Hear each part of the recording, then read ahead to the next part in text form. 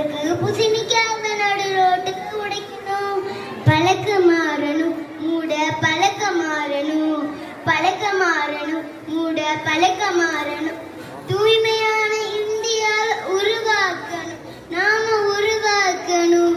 நீ இடத்தி குப்பையை தான் கொட்டாதே, அட நம்ம நாட்டை அடிக்க வைக்காதே. நீ கண்ட இடத்தி குப்பையை தான் கொட்டாதே, அட நம்ம நாட்டை அடிக்க வைக்காதே. நாடு வீடு தூய்மையாக இருக்கணும், அதுக்கு